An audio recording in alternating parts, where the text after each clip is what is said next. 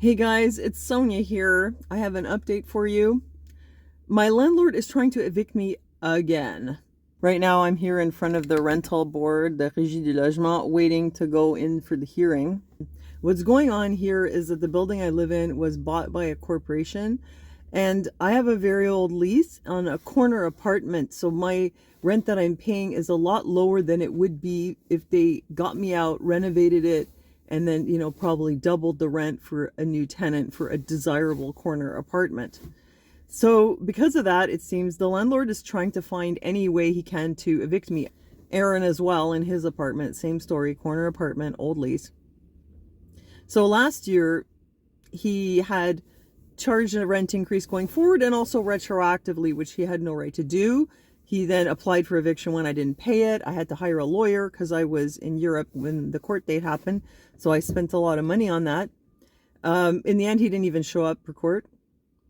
And I then sued to reclaim the money that I had paid him because I had paid it before I left for Europe because I wanted to make sure I didn't get evicted. The court awarded me $467, and this was just in October. So what they did was they said that I could withhold it from my next rent. Like I had a credit, and the landlord or his representative was there, and he signed an agreement, and then a letter of confirmation from the rental board of this was sent to me a little while later. So that's what I did. I didn't pay the $467, and I also didn't pay the garage because it's been in repairs since August. I have to rent a garage somewhere else, so I'm not supposed to have to pay the garage. And I'm not supposed to have to pay the laundry room $25 because there's no access to it because of the repairs. Well, sure enough, as I did this on November 1st, like a month later, they sent me an eviction notice for not paying my rent. So I texted the landlord and I asked him, like, what's going on here? And I sent him the copy of the letter from the rental board that I was supposed to get a credit for that $467. He has no idea why he's evicting me. He can't even figure it out. He goes, okay, I'll look into it. Nothing happens. He doesn't even know. He's now telling me, well, it might have to do with an increase for the current year or maybe the previous year. I sent him all the proof for that of what my rent is, what he accepted. You'd think that would settle it. But no, he's still going forward with this. And I've sent him all these documents. I've sent him all those text messages. I've asked him, what exactly are you evicting me for? Because you should probably have a specific reason before you take me to the rental court. And as far as I know right now, he has no reason. What they've been doing and what the previous secretary told me was that although by law, if the tenant refuses the increase or negotiates an amount, it will renew on the tenant's terms unless the landlord applies to the rental board to set the rent. Despite that, this landlord has decided that no more negotiations. If you respond with a negotiation, we're going to ignore it. We're going to apply the increase as if you had accepted it, which is not legal. And also if you refuse it. And so he's going ahead and acting as if I get the rent increase.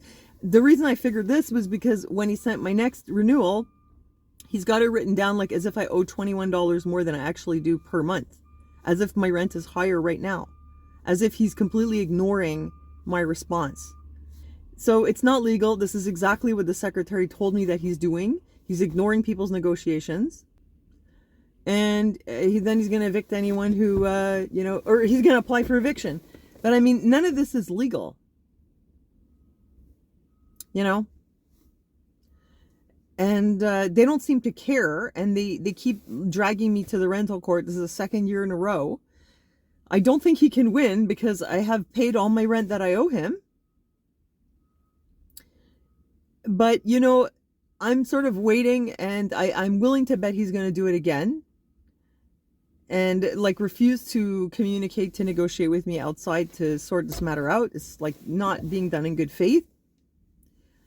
And the next time he does it, I'm going to apply for a claim for harassment. If he does it 3 years in a row, claiming rent increase amounts that I don't owe him, dragging me to court despite my efforts to communicate, I would say at that point, it's clear what he's doing is he's trying to make my life hard. Because I had to drive all the way out here, waste my time go to court, stress out, you know.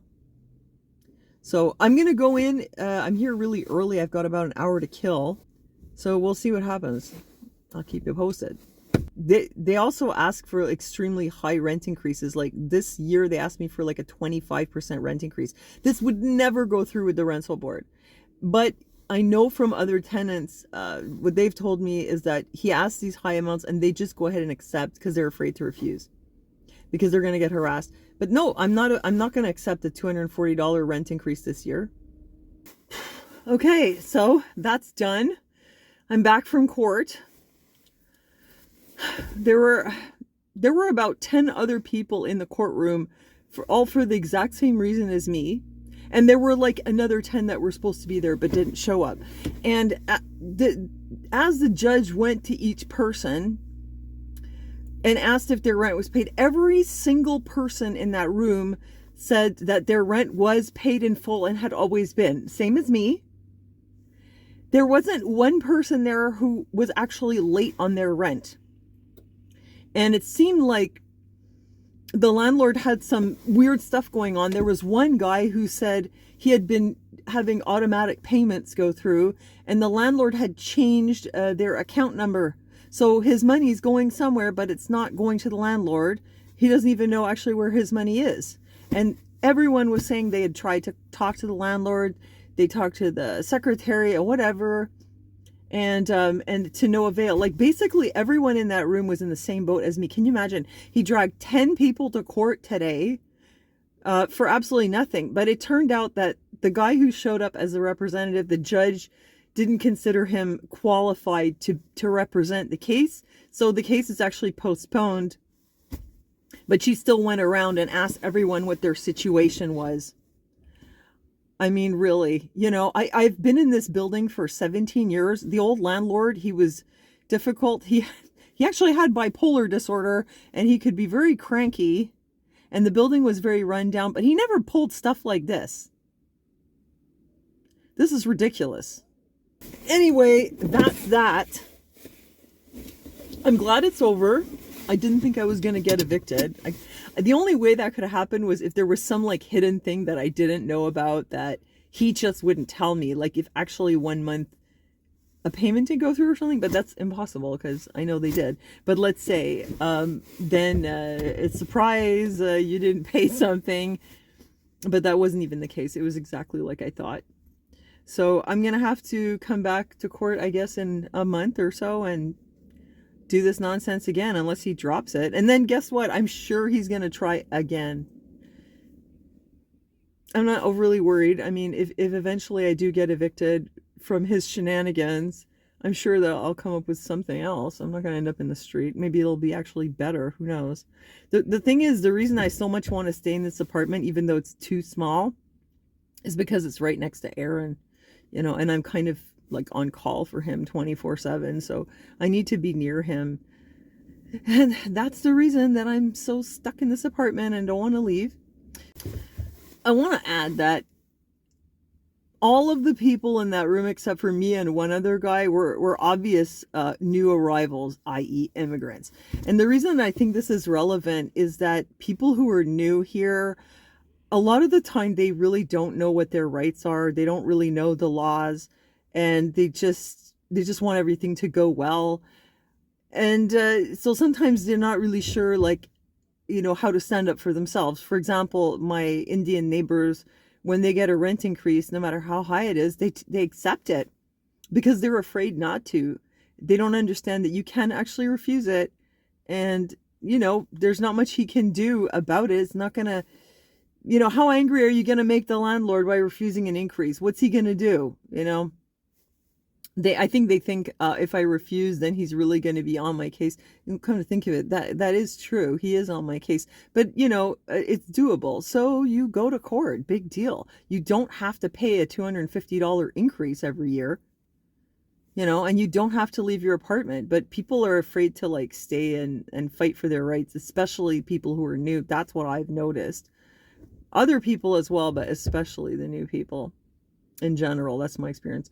So I wonder whether he tries to take advantage of that. I don't know if that's a factor, but I thought I'd mention it. Anyway, there's my day. Thanks for joining me, you know.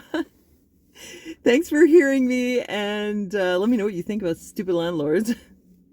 I hope you're all doing well. God bless. I'll see you next time.